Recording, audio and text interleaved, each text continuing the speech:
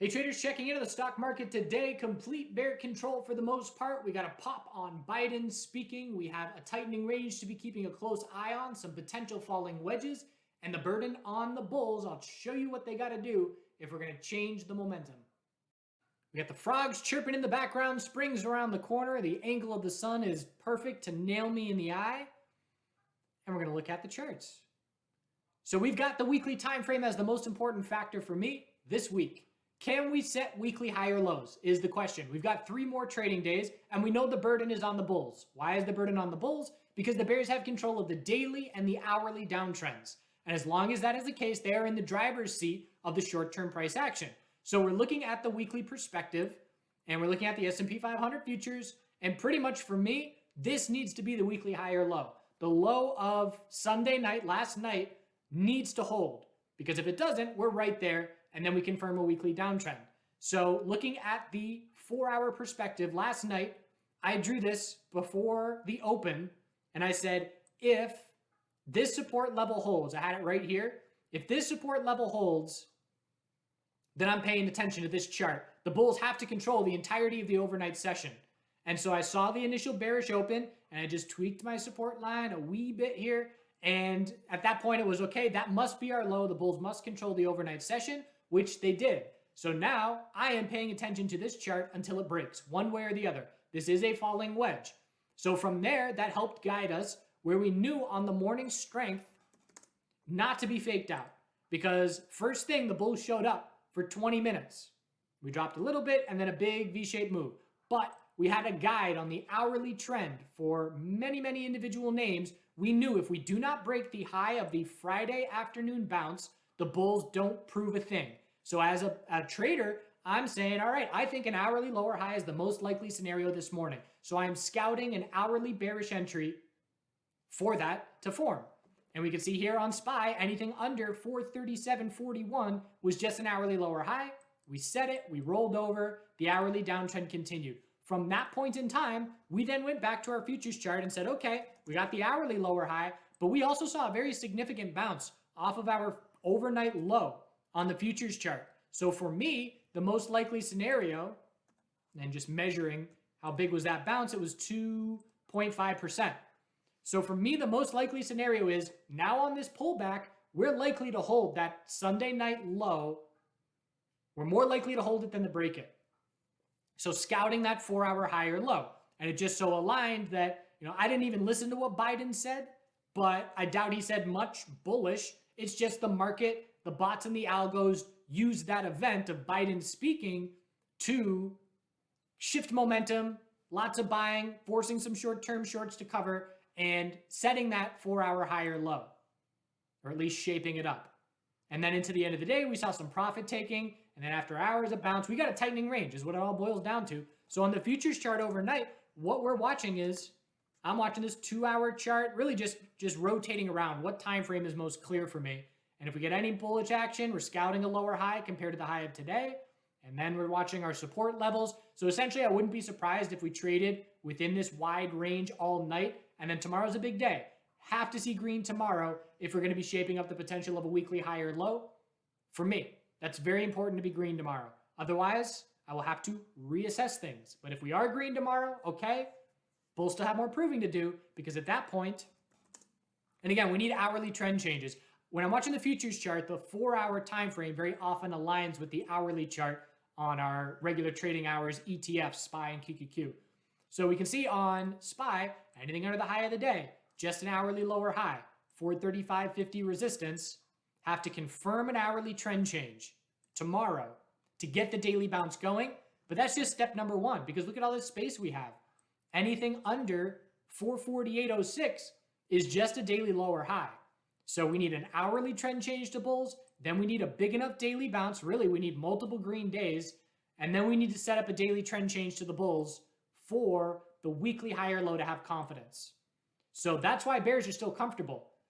Bulls haven't even done it on the hourly. Do it on the hourly, then you got to do it on the daily. So a swing trading bear is comfy until the bulls prove otherwise. So that's what we're watching in the short term. And again, how the futures market shapes up overnight tonight is going to determine the direction I'm looking tomorrow. If we open higher right at the high of today resistance, I might be scouting a top fish bearish entry. And if we open right down near our support, I might be scouting a bottom fish entry. I have no idea what direction I'm going to be looking as far as how I'm going to be scouting my first trade.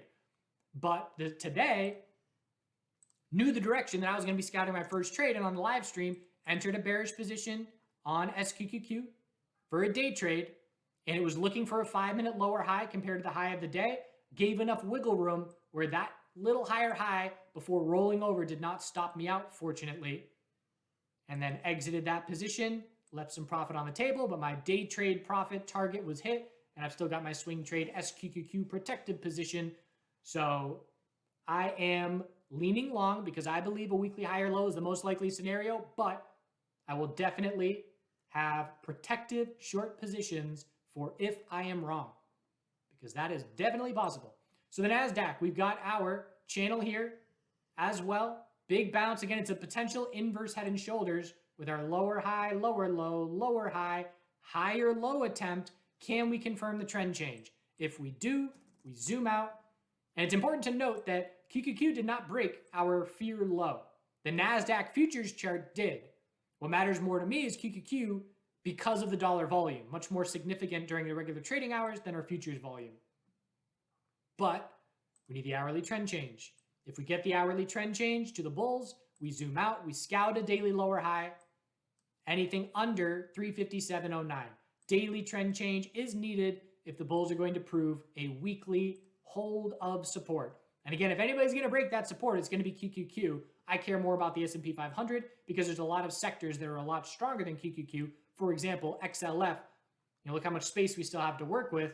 Support's down at 36.82, which is over 5% to the downside still. SMH, semiconductors, we've got strength there today. Semiconductors stood out stronger. And again, it's the same weekly question. Can we set a weekly higher low? Can the bulls hold 249.36? And that question remains to be seen. But that's the question I'm looking to have answered, and every single day is going to give me more information to shift the probabilities as to whether that's happening or not. Hourly. So we had the high of the day. We broke hourly resistance from Friday, but obviously the rest of the market didn't, so not going to be able to withstand what everything else is doing. Drop to the lower low, bounce at the end of the day, but we need to confirm the hourly trend change. Like everybody else, if we do, we zoom out and look at daily resistance of 280.18 as a key level. So hourly, burden on bulls. Tesla came right down to support. We held 800, but right below it is our fear low of 792. If 792 breaks, we're hitting the lowest price that we've seen in over 4 months on Tesla. Hourly trend change needed.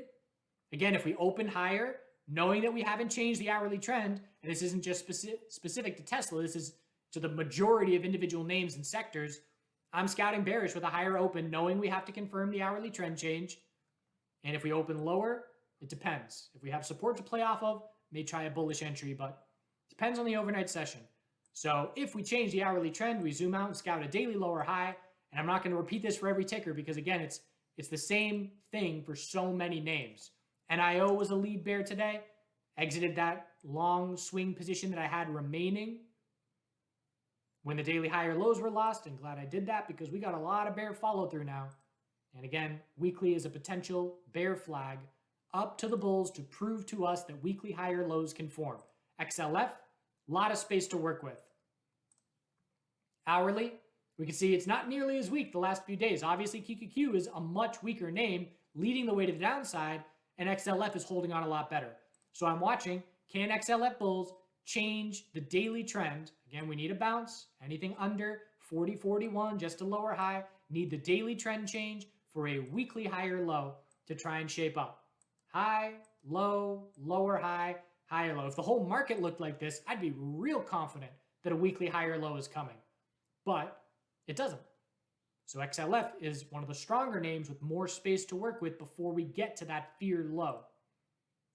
Healthcare. Weekly support. Can we hold it? Hourly trend change back to bulls needed. Healthcare stood out as a bit of a stronger sector today. If we change the hourly trend bullish, we zoom out, scout daily resistance at 130.94. Daily trend change needed. IWM. Low. High. Can we form the weekly high or low? Hourly trend is in a downtrend. Clear hourly lower highs. Again, this morning bull move did not break 201.40 resistance. End of the day bounce did not break high of the day resistance. If we change the hourly trend, we zoom out, scout a daily lower high. With regard to headlines, so again, headlines keep rolling in and we keep reacting to things. But for me, there are two ends of the spectrum of headlines: confirmed invasion, bloodshed, confirmed withdrawal, de-escalation. Those are the two concrete headlines that, in my opinion, we're looking for a resolution on. One of those two things are going to happen. And until that happens, we're going to get headlines that move the probability needle towards which one of those we're going to get. Again, some of them are fake junk headlines. There's a lot of back and forth. Some events definitely move that probability needle and are worth paying attention to. But for me, I want one of those concrete answers. Otherwise, nothing's changed for me as far as the ongoing constant stream of headlines.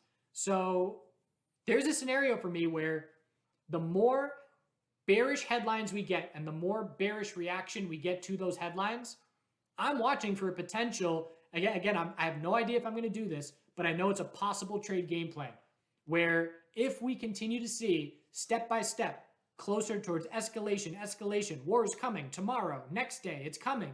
Their tanks are moving up. Here's the video. It's coming. The more that happens and the more we drop down, the more likely I am going to buy the news of an actual invasion. That doesn't mean actual invasion, I buy right now. That means actual invasion, we dump fast and hard. I wait until there's nobody left to short, there's nobody left to sell their longs, which might take, even it might just take a half hour. It might take 6 hours. I don't know how long it would take, but I'm looking to buy that bottom because the scales will tilt because there will be nobody left to short and nobody left to go long. This is not a black swan event. This has been weeks of being able to position for this. How many heads up has the US given us? Tomorrow it's coming, any day now. So for me, the more it gets priced in, the more it's a buy the news event. Just like the opposite direction. Those of you who know the cannabis space know that we knew first day of Canadian legalized sales were coming. We knew the date. We knew all the bullish news leading up to it. And the top was marked the day before it happened. So it's the exact opposite. And again, I have to see exactly how it plays out. But if I were going to do that, I would want to see, if we bounce and have a 3-day bounce and then it happens, I'm not going to do it. But if we're dropping for days and then it happens for that final flush out, I'm much more likely to do it. And again, it's not just buying blindly. I'm establishing a game plan. I'm placing a stop level. I have my clearly defined risk. But that's just a little seed that popped into my mind the last couple of days as this constant barrage of headlines continues to just increase probabilities or perception of the market to the probabilities that it's going to take place. So I'm still, I am not convinced it's going to take place by any stretch of the imagination. But if it does, I may be a buyer. And again, I'll make a whole video about that if it does end up being that kind of scenario. But just wanted to put that out there and think out loud a little bit. Little mid-chart video break. So XBI, same deal. We need the weekly high or low. It's one of the weaker sectors, not today, but just in general, as far as how much we've retraced, the size of the weekly bounce, the weakness before the weekly bounce took place. Today it held on a bit better, but we don't have an hourly trend change. I take that back. We did get it right at the end of the day. So we did low of the day, high of the day, held the low of the day, broke the high of the day. But again, an individual sector, just like the semiconductors broke resistance first thing, have to have help with the market. You can't be an individual sector unless there's massive individual sector news. You can't be an individual sector and just completely disregard the broader market and what it's doing. You can withstand it a bit better. You can have a bullish correlation, but in the end, you do need some help from that market to see any kind of follow through. So if the XBI bulls break the high of today, tomorrow, daily bounce underway, we'll be scouting a lower high, anything under 95, 97. We'll be watching volume. We'll be watching uptrend hourly clues. But without a daily trend change, we either need, Putin says it's all a big joke, just kidding, and they all head back, and we shoot up. That's our weekly high or low. But without that, it has to be a daily trend change, in my opinion, to have that kind of confidence. MSOS is the same as XBI. It's been much weaker for prevailing long-term downtrend. The bulls must change the weekly trend to see any kind of shift. We've seen some decent bounces before. We have not seen a weekly uptrend since the all-time high, and now we've pulled back a significant amount. What, 60% or so? More, probably more than that. A lot. So can we hold where we came from and break the top of the bounce for a little inverse head and shoulders here? That is the question. Without that, again, complete burden on the bulls. If the bulls have to show up and prove something to us, because without it, it's just same old downtrend. And tons of space for a daily lower high next time we bounce. Anything under 2540 resistance. Gold. So the relationship with these headlines has been, if it's bearish the markets, it's bullish gold and bullish oil. If it's bullish the markets, it's bearish gold and bearish oil to a certain degree. And that relationship will change as these headlines putter out, as there's a resolution, one end of the spectrum. But for now, that's the relationship. And so on the 4-hour time frame, as we're scouting, can the futures bulls give us a 4-hour trend change? We're scouting the opposite here. Do the gold bears give us a 4-hour confirmed downtrend, which would lead to daily consolidation being underway? And it's a little mini inverse head or a regular head and shoulders here if we break support of 1891.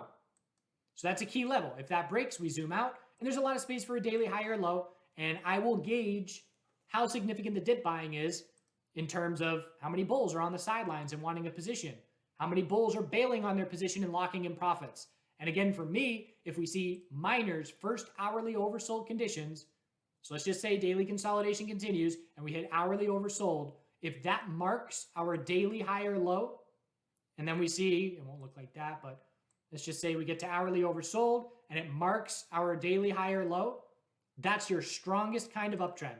Your strongest uptrends are when 5-minute oversold, mark hourly higher lows. When hourly oversold, mark daily higher lows. When daily oversold, marks monthly higher lows. Those are your strongest uptrends. So I'm watching first hourly oversold conditions on GDX. Last time, that was our daily higher low. Bulls certainly want to do that again. And I will be potentially looking to play that bounce in miners for the hourly oversold conditions if we get there. And again, that's just a trade where that's a trade. It's either going to come to me or it won't. If we get miners in hourly oversold conditions, I'm going to look to play that bounce. And if we don't, then I'm a lot less interested. So we'll see if the trade comes to me. Silver is a bit stronger than gold in the short term, but very similar. We got this little 4-hour high or low. So we would have to break 2394 support to lose momentum and start daily consolidation. And again, space for the daily high or low. 2470 is key silver resistance, and gold is butting up against resistance as well. 1916s, and here we are potentially topping out 1914s. Again, bears still have to prove it with that downtrend, but it's on the table for them if they can do so. Energy sector, big gap up and big profit taking.